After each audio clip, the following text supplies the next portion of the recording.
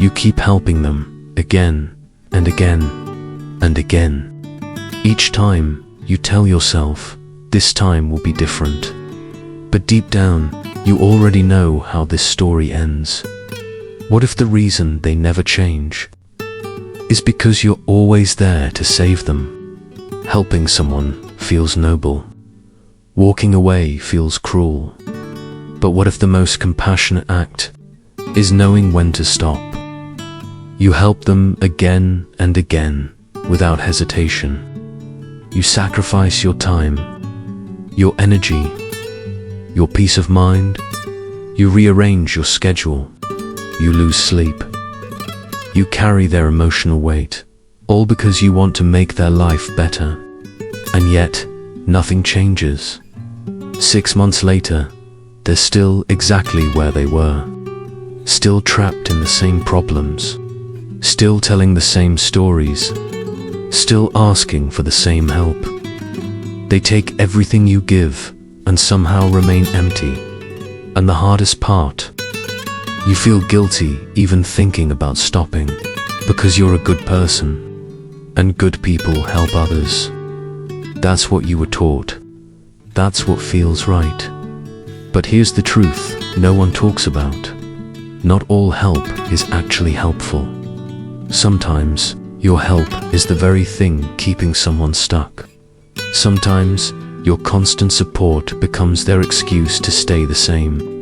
And sometimes the most compassionate thing you can do is to step back and let them face the consequences of their own choices. The Stoics understood this thousands of years ago. Seneca once wrote, "It is not that we have a short time to live, but that we waste much of it. And one of the greatest wastes of time," he warned, "is helping those who refuse to help themselves." That's the waste he was talking about today. We're going to identify 7 types of people you must not help, no matter how guilty you feel. From those who reject every solution, to those who quietly weaponize your kindness against you. And be warned. Type number 4 is the most dangerous. They appear grateful. They say the right things. They seem to be trying. But in reality, they are slowly draining your energy, while never truly changing. By the end of this video, you'll clearly see who genuinely deserves your help and who is simply using your inability to say no. If you're exhausted from helping people who never change, this message is for you. Let's begin. Type number 1. The victim who refuses solutions. They complain constantly about the same problem. You listen patiently. You offer solutions. They reject every single one. You suggest resources, books, courses, contacts. They explain why none of those will work. You offer direct help.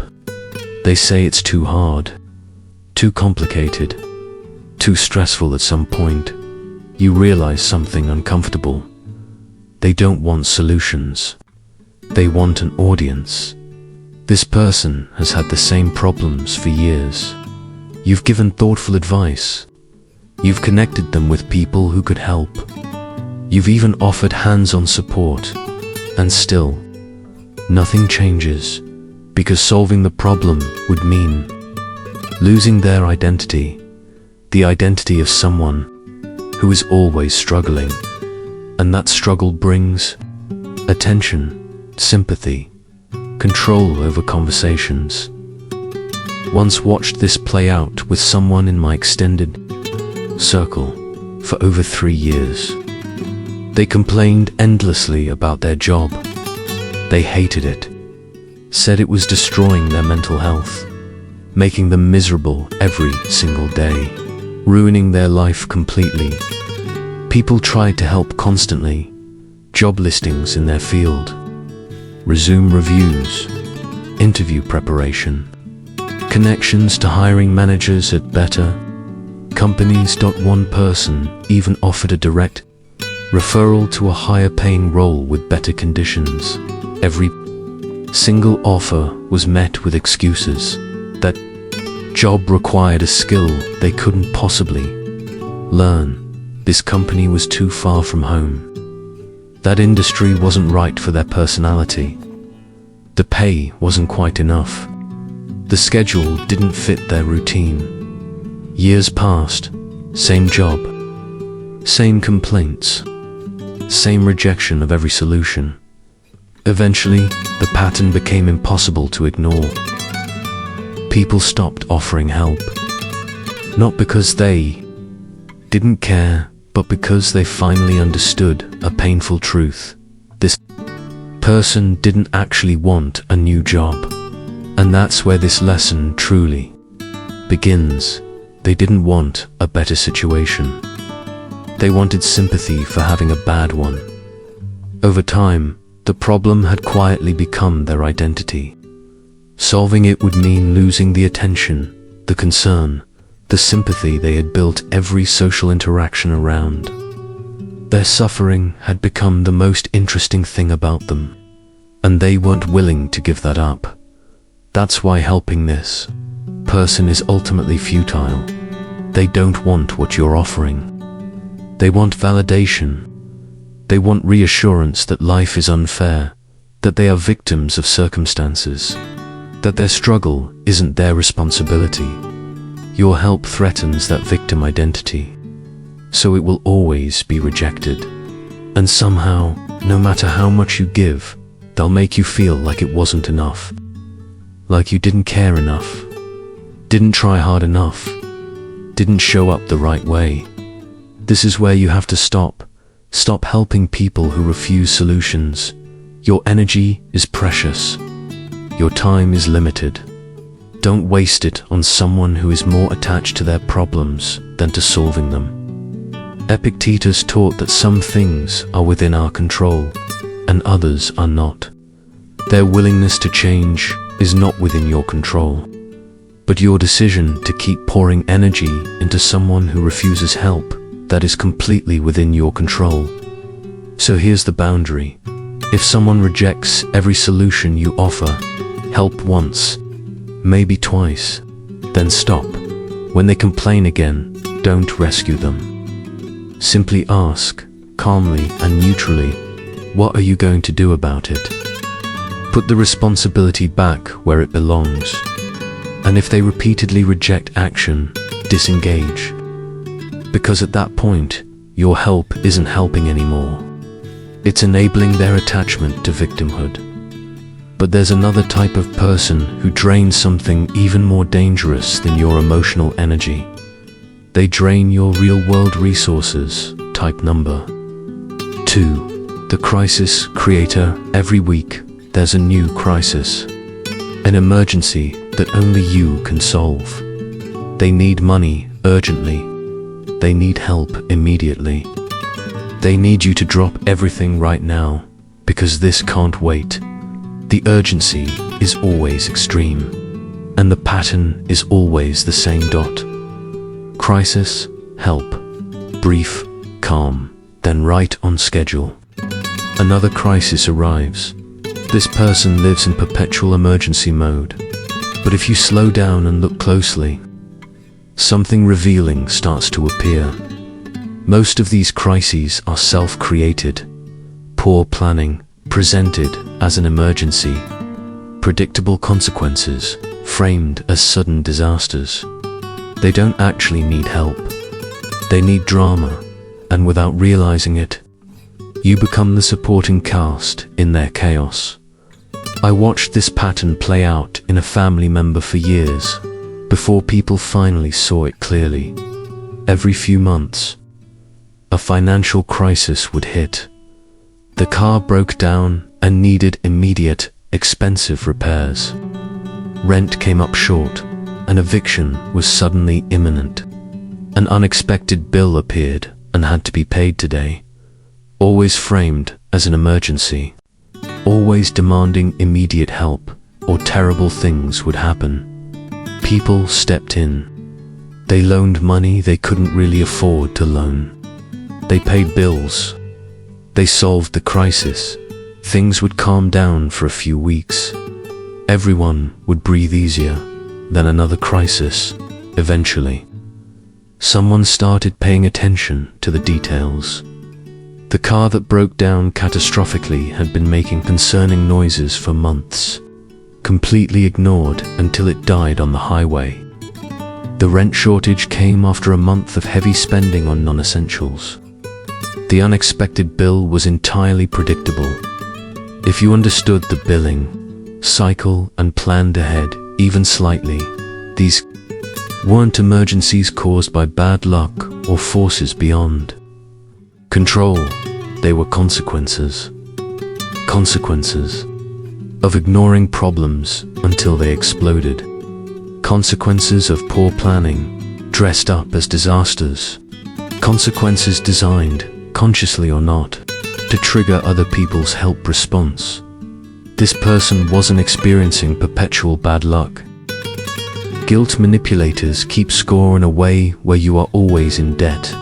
They minimize everything you give, and they magnify everything you don't. In the story they construct, one no can erase 100 yeses. They know you're a good person. They know you care deeply. They know you hate feeling guilty, and they use that goodness as a weapon against you. Helping them means accepting a bitter truth. You will never give enough, never do enough, never be enough. The debt is designed to be unpayable, Seneca once warned. To be everywhere is to be nowhere. If you try to help everyone who makes you feel guilty, you end up helping no one effectively, including yourself. When someone uses guilt to pressure you into helping, pay close attention. Do they remember what you've done? Or only the times you said no? When guilt rises, pause and ask yourself, am I helping because I want to? Or because I'm afraid of feeling guilty? If guilt is driving the decision, say no anyway. Feel the guilt. Let it pass, because it will pass. Guilt manipulators live off your emotions. But there is another type, more subtle, harder to recognize. They seem grateful. They seem like they're trying, but they never actually change. Type number 4, the perpetual student. They constantly ask for advice. They take careful notes. They appear deeply grateful for every suggestion you offer. They say they're definitely going to implement everything you recommend. Then, a few weeks later, they return with the exact same problem. Nothing has changed. They're simply ready for more advice that they won't use. This is the hardest type to recognize, because they look like they genuinely want help. They're engaged. They ask thoughtful questions. They listen attentively, but watch what they do, not what they say. They collect advice like souvenirs. Learning becomes the goal, not change. I once spent months helping someone build a side business they claimed they desperately wanted. I gave detailed guidance on every aspect, marketing strategies that had worked for others, pricing structures that fit their market, time management approaches, methods for acquiring their first clients. They listened intently. They took extensive notes. They asked intelligent follow-up questions. They expressed sincere gratitude for the mentorship. Months passed. Then they reached out again with the same struggles, the same questions, the same sticking points. When I asked what happened with the strategies we had discussed in detail, the answer was always a familiar variation. I haven't had time to try that yet. I wanted to learn more before implementing. I was thinking about it, but I wasn't sure it was exactly right. The cycle repeated, different advice, same response.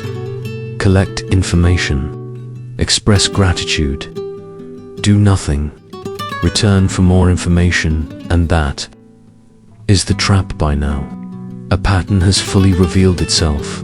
Some people don't avoid change by resisting help, but by hiding inside preparation, that the advice-seeking had become the entire activity. Not preparation for action, the action itself. Eventually, the realization hit with uncomfortable clarity. They didn't actually want to build a business. They wanted to feel like they were working toward building one. Asking for advice gave them that feeling, without any of the risk that comes with actually trying. As long as they were learning, they could tell themselves and everyone else that they were making progress. Implementing anything would mean facing the possibility of failure. Staying in learning mode felt safe. Slowly, I realized my time was being consumed by someone who had no real intention of using what I was giving them. They didn't want a mentor for action. They wanted a mentor for a journey. They would never take the advice made them feel productive without requiring any real production. That's the trap of the perpetual student.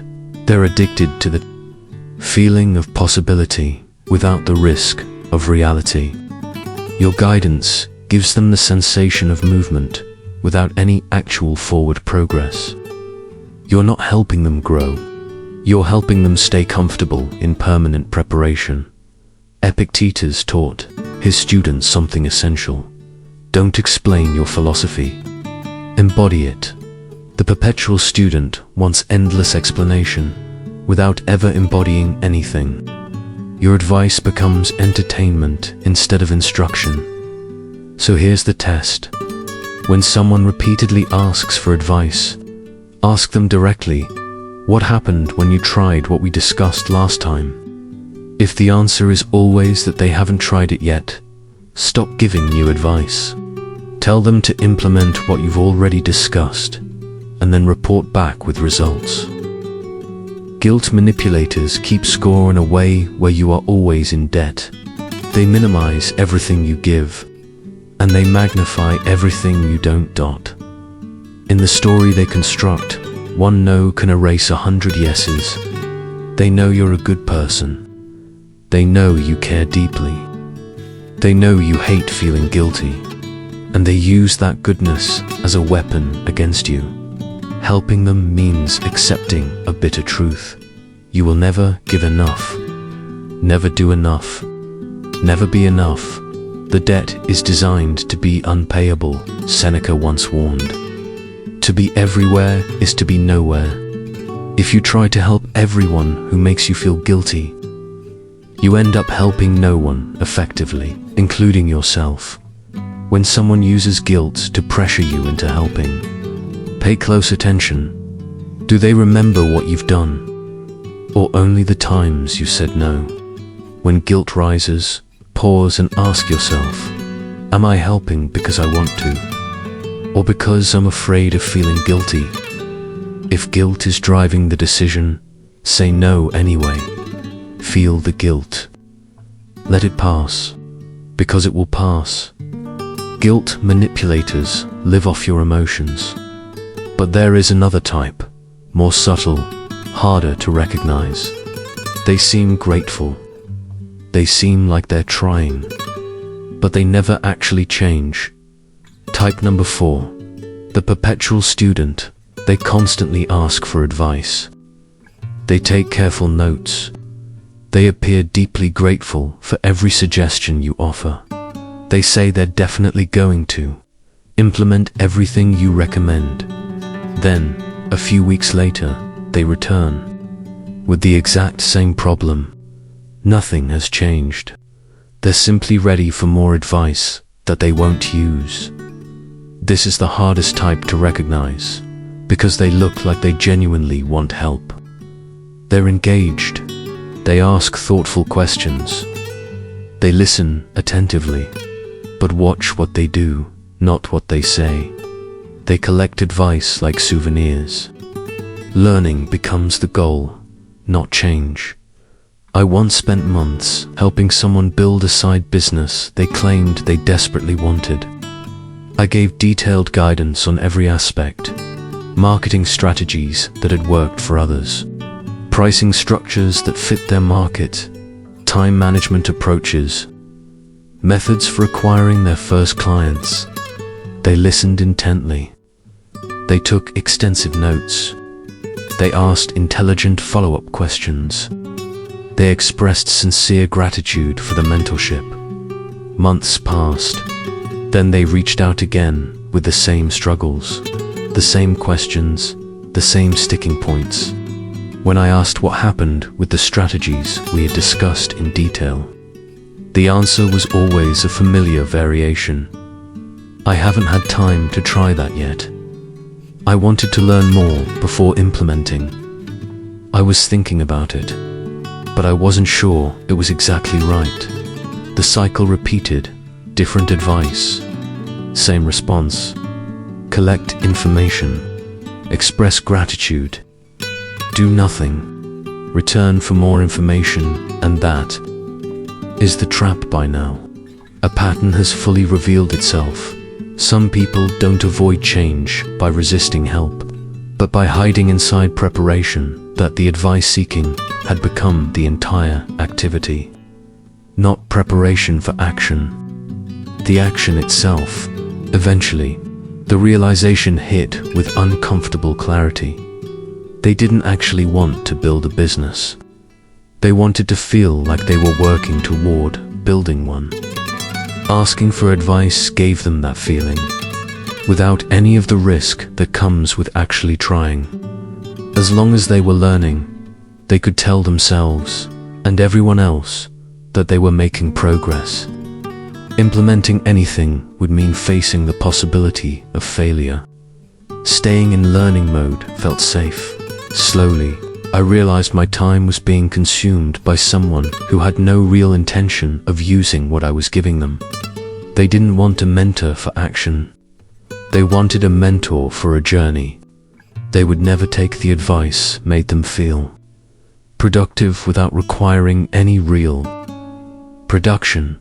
That's the trap of the perpetual student. They're addicted to the feeling of possibility without the risk of reality. Your guidance gives them the sensation of movement without any actual forward progress. You're not helping them grow. You're helping them stay comfortable in permanent preparation. Epictetus taught his students something essential. Don't explain your philosophy. Embody it. The perpetual student wants endless explanation without ever embodying anything. Your advice becomes entertainment instead of instruction. So here's the test. When someone repeatedly asks for advice, ask them directly, what happened when you tried what we discussed last time? If the answer is always that they haven't tried it yet, stop giving new advice. Tell them to implement what you've already discussed, and then report back with results.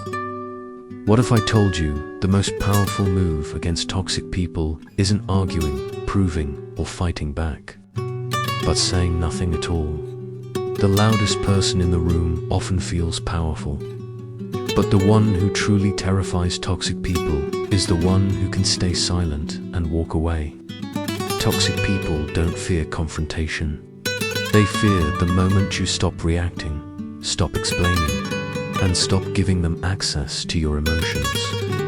Most people grow up believing that power is loud.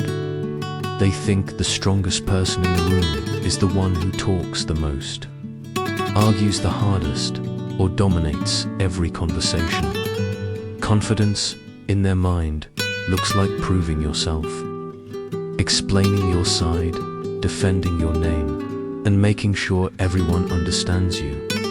But that's not what toxic people fear. Toxic people fear silence, because silence means you are no longer emotionally available to be controlled. Silence means you've stopped dancing to their manipulation. Silence means their usual weapons, gaslighting, drama, chaos, suddenly stop working, and that terrifies them. A toxic person doesn't actually want peace. They want reaction. They want you angry so they can play the victim. They want you confused so they can rewrite reality. They want you explaining yourself so they can twist your words. They want you chasing so they can feel powerful. Think about it. Have you ever noticed how calm you become the moment you stop responding? And how uncomfortable they become instead? Because when you go quiet, when you stop reacting, when you stop trying to be understood, something strange happens. They begin to feel exposed. Your calm becomes a mirror, quietly reflecting their insecurity back at them. Your silence forces them to hear their own thoughts. Your emotional distance makes them realize they are no longer in control. And control is everything to a toxic person. They don't care if you love them. They don't care if you hate them. They only care that you respond. So when you stop feeding them attention, explanations, and emotional energy, you don't just bruise their egos, threaten their identity. Because a manipulator without a target has no power. That's why the most dangerous person in the room isn't the loudest one. It's the one who can walk away without a word. Today, we're going to uncover 20 silent behaviors that quietly dismantle toxic people without arguments, without revenge, and without drama. These aren't aggressive moves. They're psychological shifts. And once you master them, toxic people won't just dislike you, they will fear you. Before we dive in, I want to share something personal. I receive countless messages from people who feel trapped among fake friends, constant drama, and emotional chaos.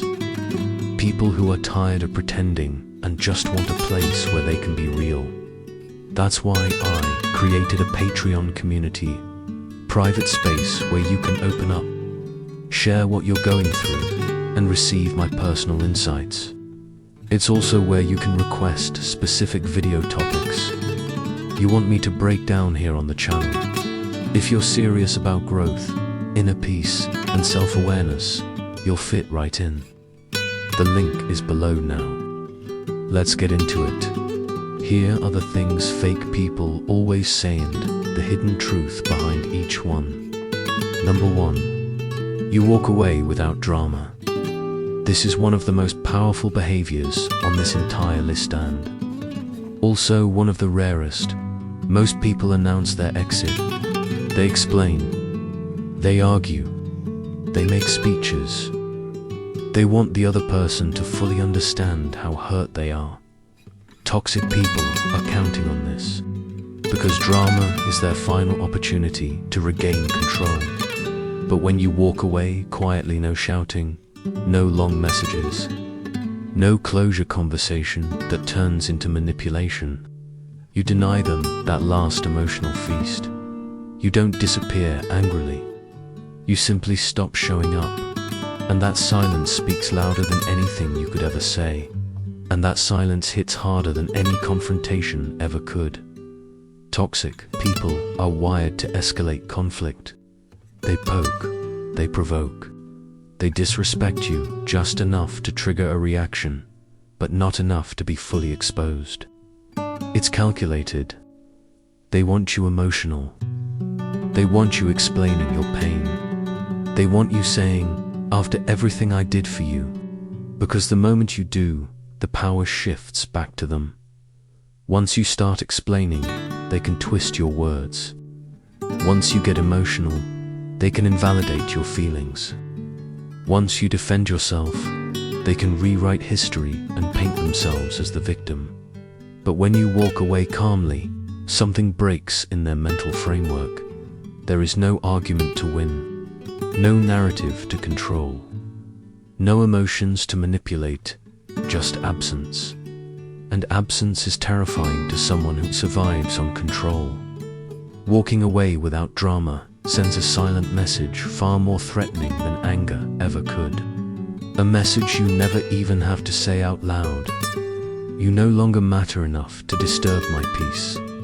That unspoken sentence destroys toxic people. Not because they fear conflict, they thrive in it. What they truly fear is irrelevance, being dismissed quietly, without resistance, without begging, without explanation. When you walk away without drama, you force them to sit alone with unanswered questions. Why didn't they fight for me? Why didn't they argue back? Why weren't they emotional? Did I lose control? Those questions don't get answered, and they haunt them. Let me give you a clear example. Imagine you've been dealing with someone who constantly disrespects you. Subtle insults, crossed boundaries, passive-aggressive comments disguised as jokes. Every time you bring it up, they deny it, laugh it off, or accuse you of being too sensitive. One day, they do it again. The old you would have reacted. The old you would have said, "Why do you always talk to me like that? I don't deserve this. I've been patient with you." And the argument would begin. They would smirk, deflect, gaslight, turn it into your problem. But this time, you do something different. You pause. You don't raise your voice. You don't explain. You don't threaten to leave. You say nothing. Later, you stop replying as quickly. You stop initiating conversations. You stop showing up emotionally. And eventually, you stop showing up at all. No announcement. No dramatic exit speech. No, this is why I'm leaving message, just distance. At first, they're confused, then irritated. Then suddenly, they reach out. Are you okay? Why are you acting different? Did I do something? Notice the shift. The person who never cared about your feelings is now desperate for clarity. But you don't rush to explain, because explaining would reopen the door. Your silence forces them to confront something they hate, more than being hated. Being dismissed, they replay conversations in their head. They question their control.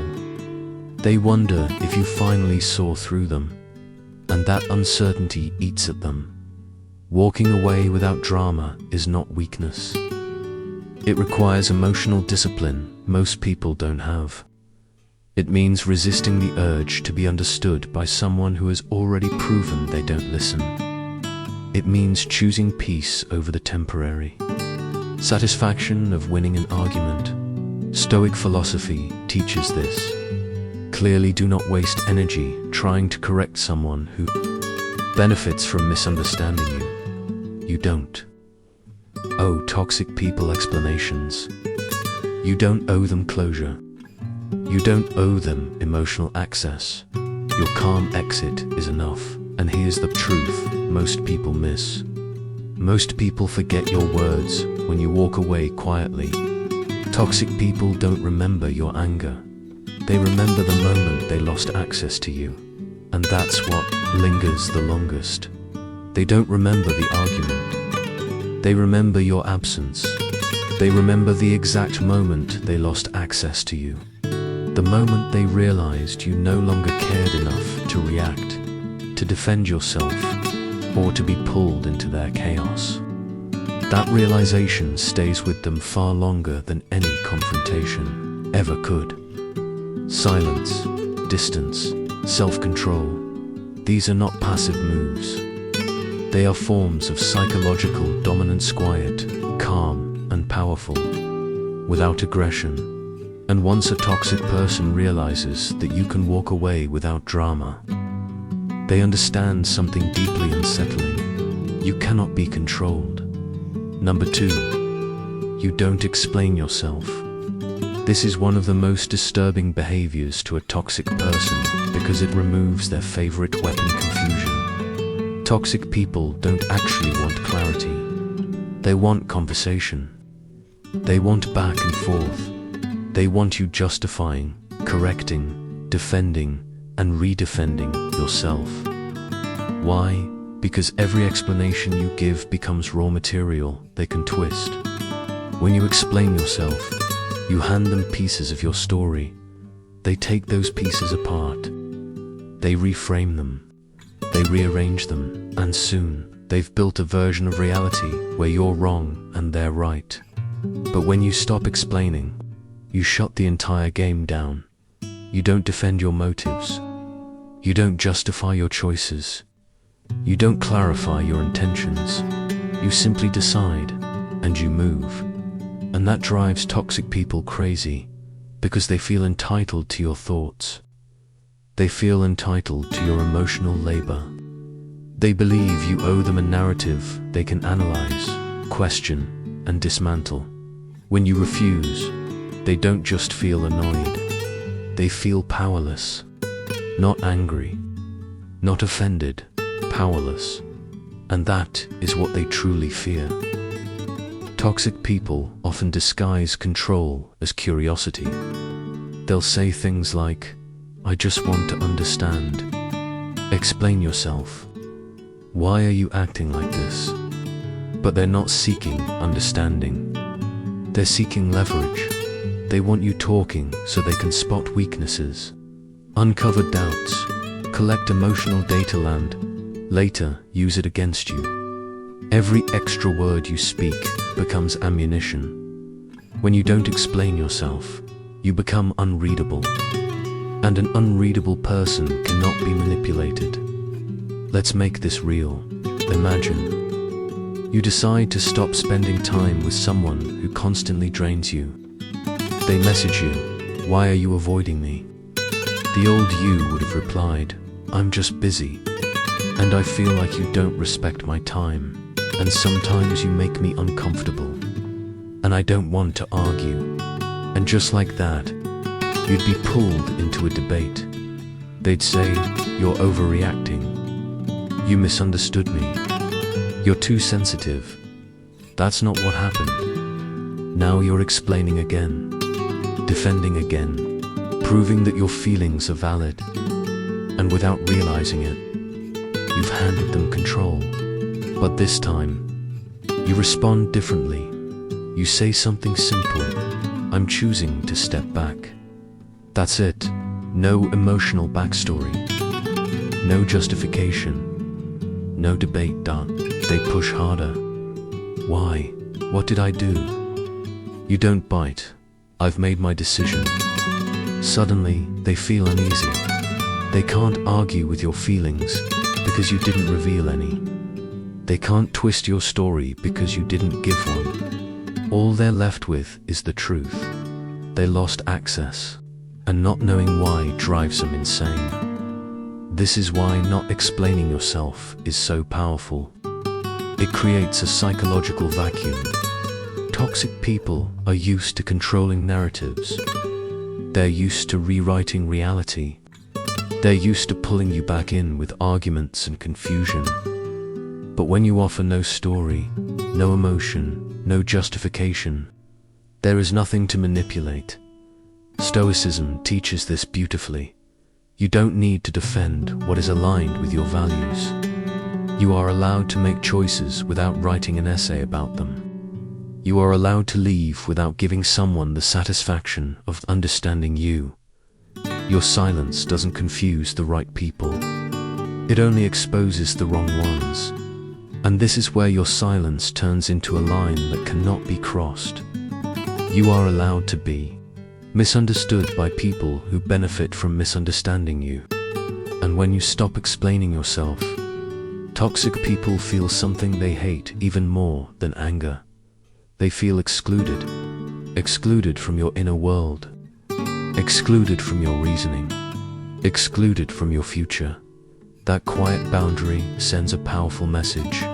You never have to say out loud, "I do not owe you access to me." And that is exactly why they fear you. Number 3, you keep your boundaries firm. Nothing exposes a toxic person faster than a calm, immovable boundary. Not anger, not confrontation, not even walking away.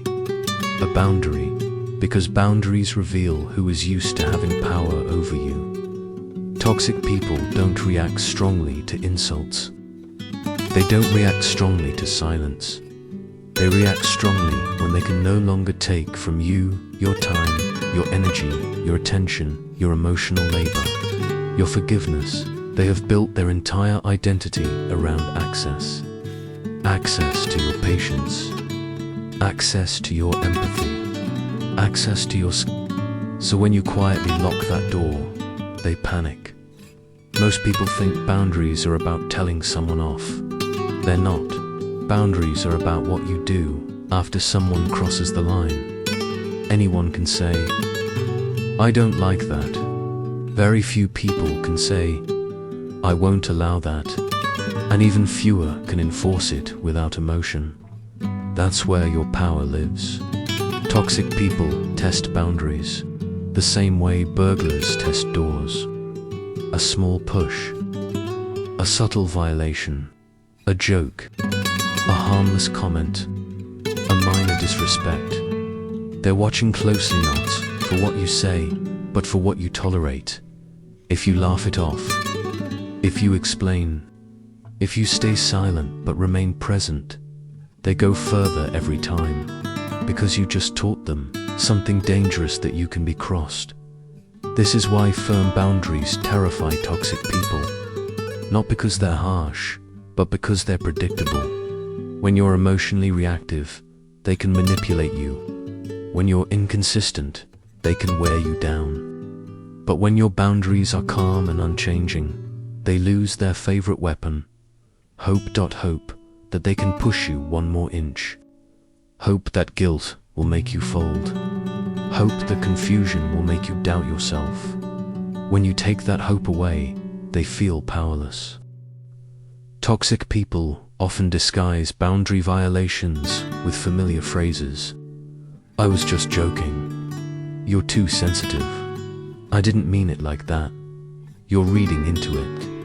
These aren't misunderstandings. They are tests. They want to see if you'll apologize for being hurt, explain yourself, or back down. And when you do, you send a clear signal. My boundaries are negotiable. And a negotiable boundary is not a boundary at all. It's an invitation. Imagine this. There's someone in your life who constantly makes subtle, disrespectful comments. Nothing obvious enough to call out easily, but sharp enough to sting. Small jokes about your intelligence, your goals, your appearance, your choices. Every time it happens, you hesitate. Maybe I'm They didn't mean it. It's not worth a fight, so you stay silent. They notice next time. They push a little harder. But this time, instead of reacting emotionally, you respond calmly. I don't appreciate comments like that. No anger, no drama, just a statement. They laugh, relax, and that's where the real test begins. And this is the moment where most people slip. They hear, "I was joking," and suddenly they start explaining. "I just felt disrespected because..." And the manipulation begins. Instead, you respond with something simple and grounded. "I'm not comfortable with it." That's it. No emotional backstory. No justification. No debate. The next time they do it again, you don't argue. You don't raise your voice. You don't lecture. You simply adjust your behavior. You create distance. Shorter replies. Less engagement. Less access. And then something shifts. They start acting nicer. They start asking what's wrong. They start trying to pull you back in. Why? Because they realize something unsettling. Their usual tricks stopped working. They can't poke you anymore. They can't use humor as a weapon. They can't cross your line without consequences. And consequences are what toxic people fear most. Here's why this works. Boundaries don't scare healthy people. They respect them. They adjust. Toxic people don't. They experience boundaries as rejection, and rejection triggers their deepest insecurity, the fear of losing control. When you calmly enforce your limits, you're telling them, "You don't get to decide how I'm treated." That message cuts deeper than any insult. This is Stoic power. The Stoics believed you should never try to control other people, only yourself. A boundary isn't about changing someone. It's about deciding what you will allow in your space. You don't say, "You must treat me better." You say, "I will not stay where I'm treated badly." That difference changes everything. One begs for respect. The other expects it. Toxic people can sense that shift, and they hate it. Here's the final truth about boundaries. When your boundaries are firm, something important happens. You become emotionally expansive. You're no longer cheap to disrespect, no longer easy to use, no longer safe to mistreat, and people who rely on taking advantage of others always fear those they cannot afford. That's why you're calm. Quiet, unwavering boundaries make toxic people uncomfortable. Not because you're aggressive, but because you're no longer available for manipulation, and that makes you powerful. Number 4, you keep your life private. Keeping your life private is one of the most underestimated forms of power. Not loud power, not dominant power, invisible power. Toxic people are obsessed with information.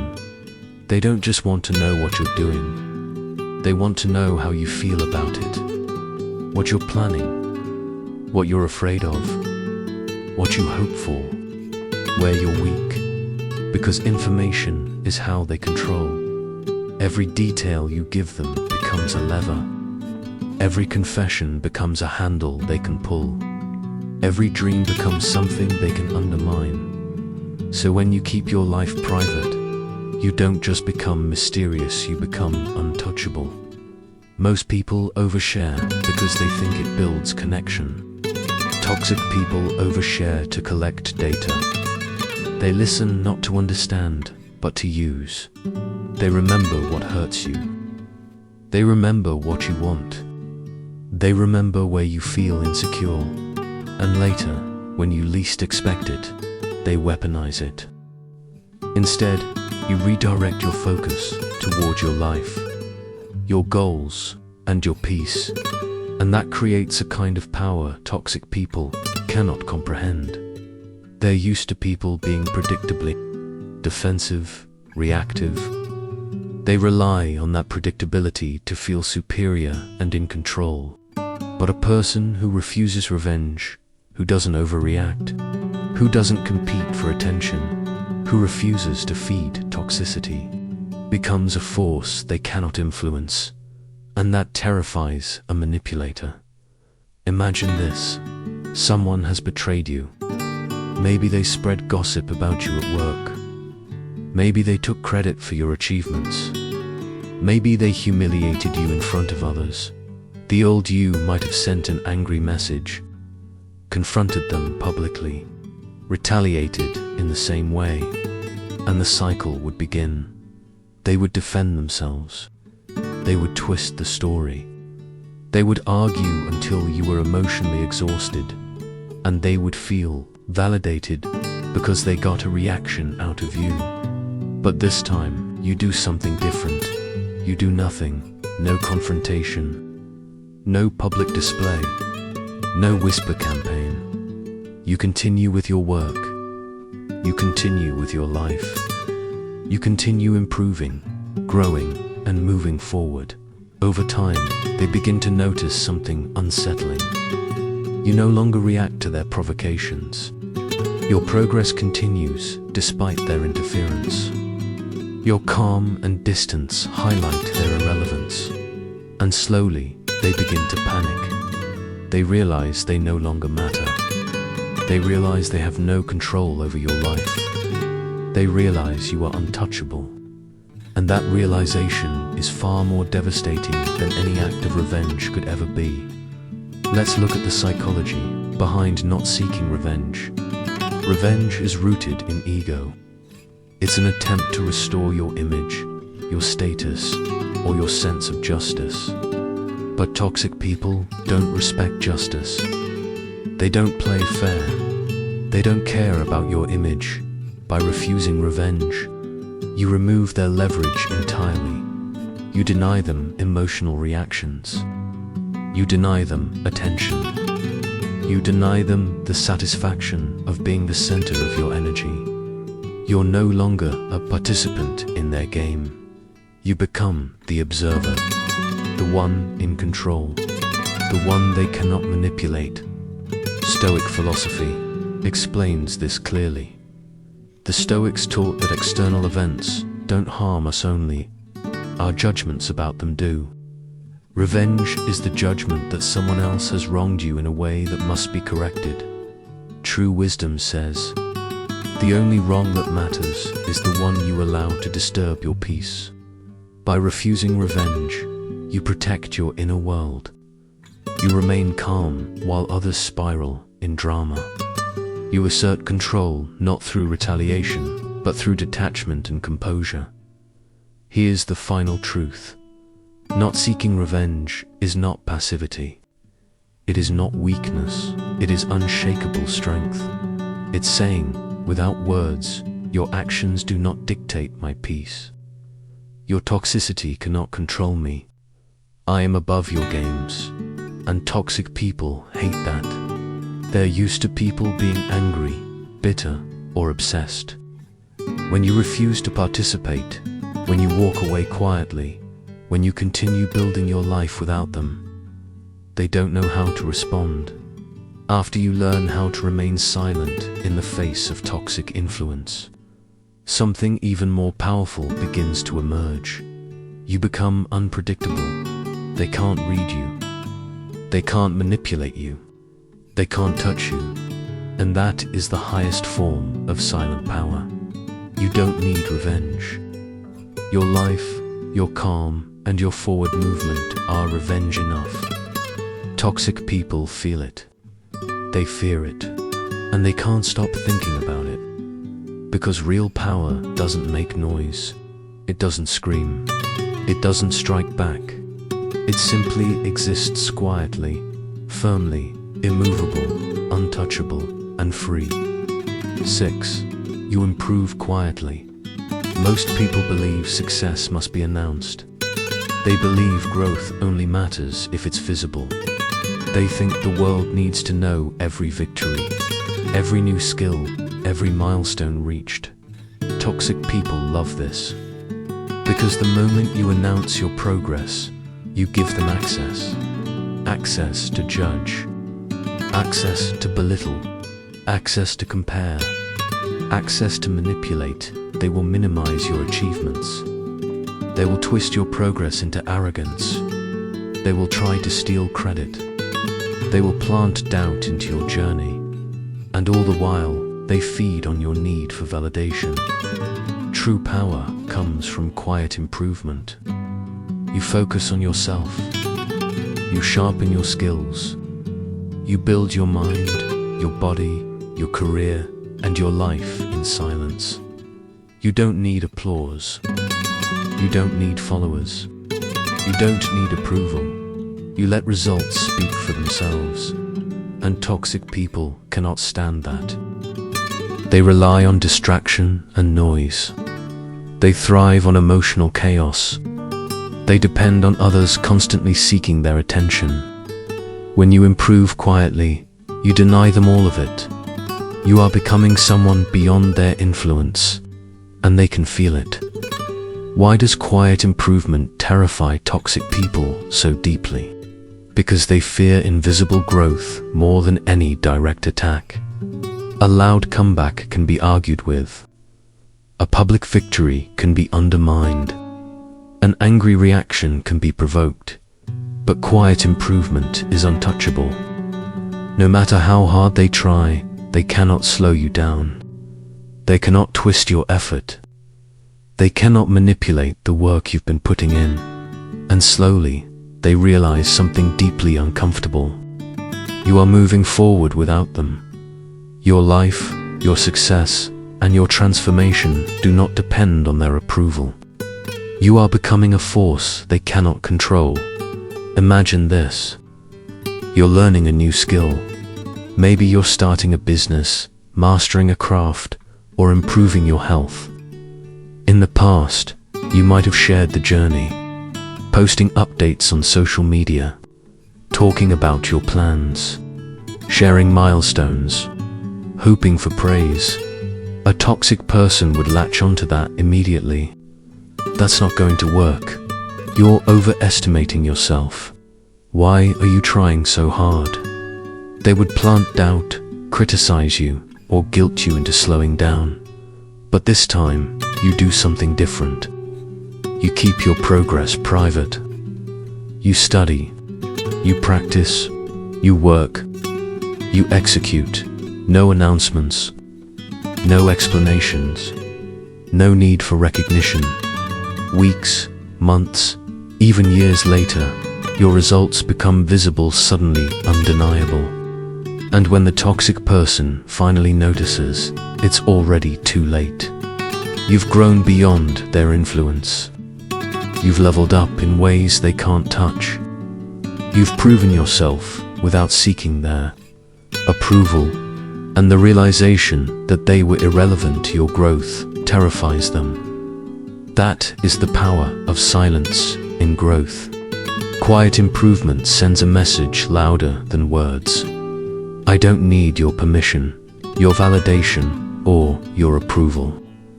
I am building my life on my own terms. Toxic people hate this. They are used to having emotional leverage. They are used to controlling the narrative. They are used to watching others struggle while they manipulate.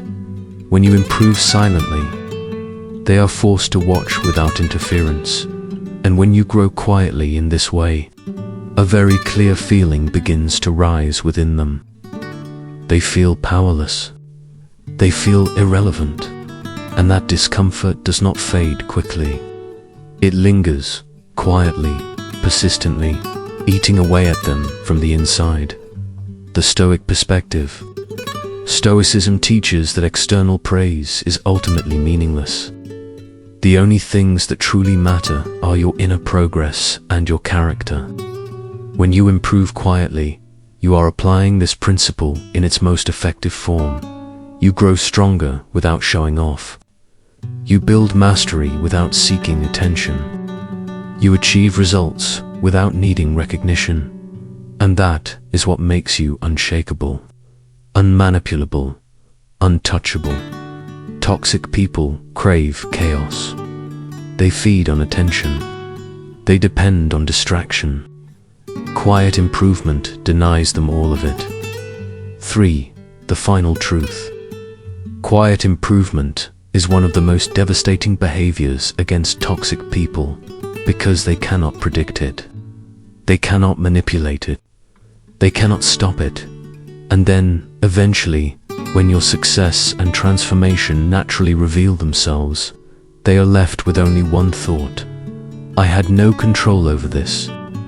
I had no influence. They grew without me. That realization that they are completely irrelevant to your growth terrifies them more than any argument, insult, or confrontation ever could. Because true power is not about proving someone wrong. True power is growing silently, unstoppable, and untouchable. And toxic people fear that more than anything else. 7. You don't over-explain your decisions. Over-explaining is one of the most common ways people give away their power. And toxic people know this well. They rely on people feeling guilty for saying no. They rely on the need to justify every choice. They rely on the hunger for approval, understanding, or validation. Every explanation you give them is like handing over a key to twist your words, a key to manipulate your intentions, a key to locate weakness in your resolve.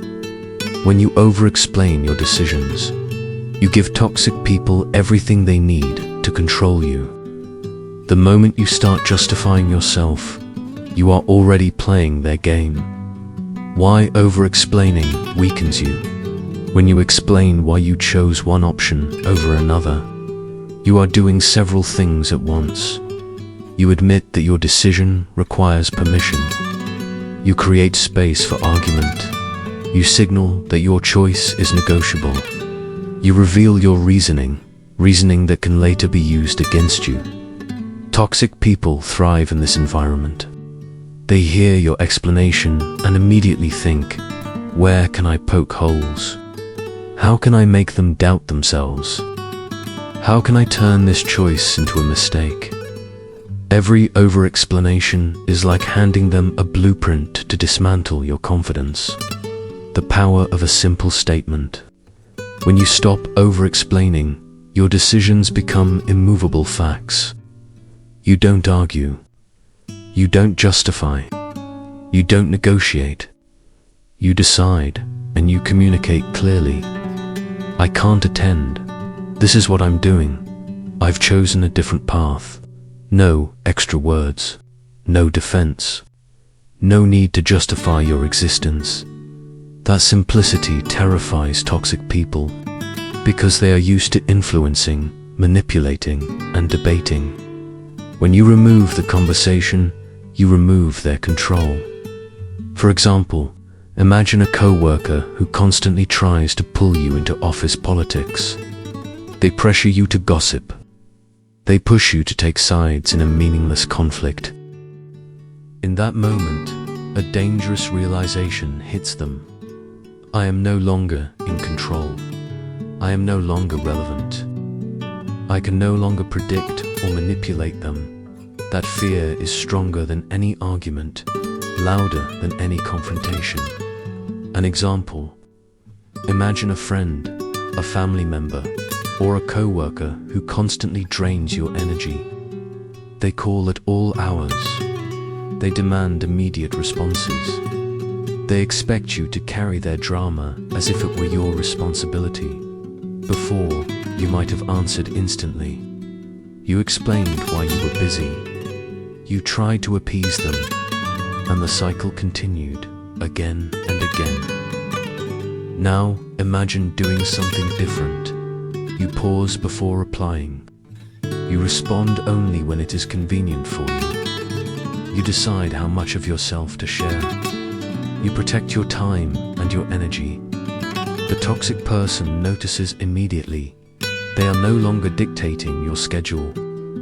They are no longer controlling your attention. They are no longer guaranteed access to your thoughts or your life.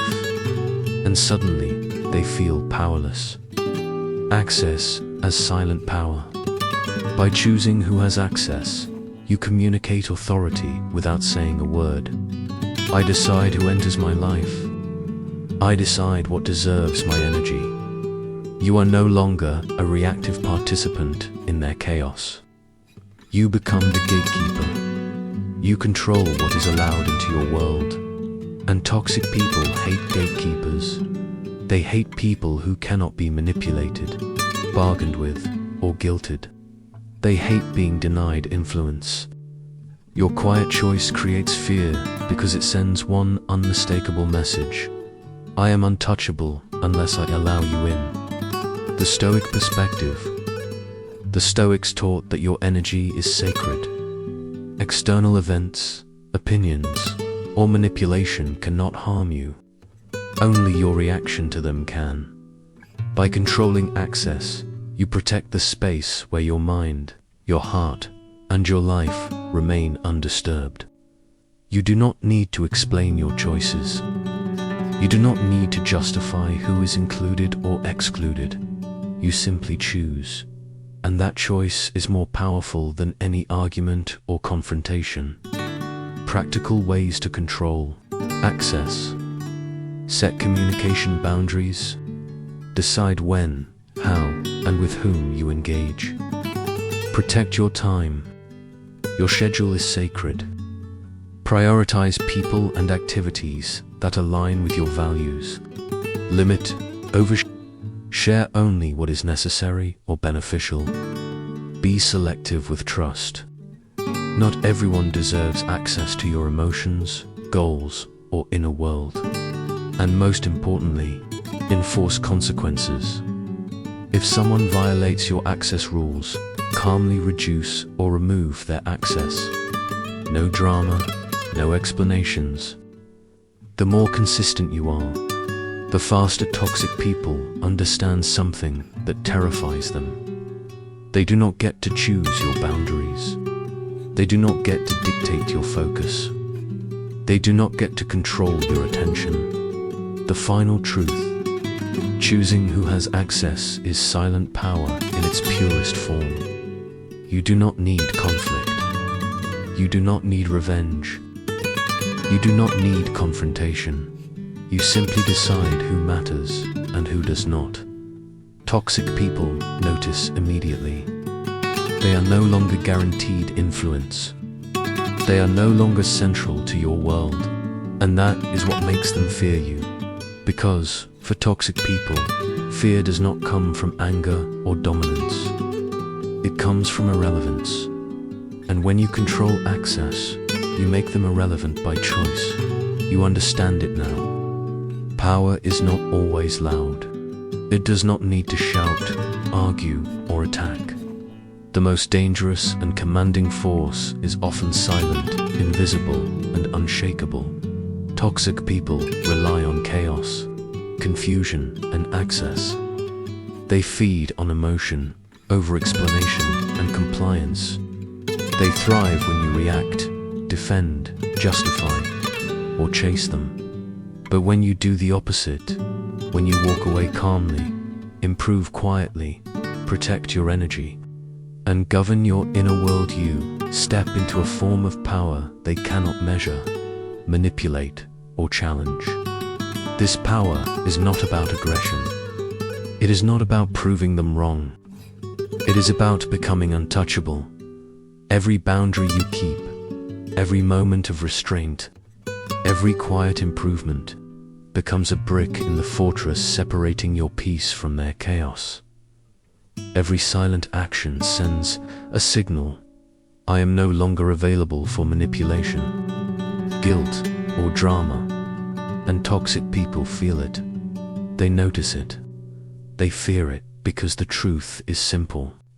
When you stop reacting to toxicity, when you stop feeding it energy, and when you rise above it quietly, you become more powerful than they ever imagined.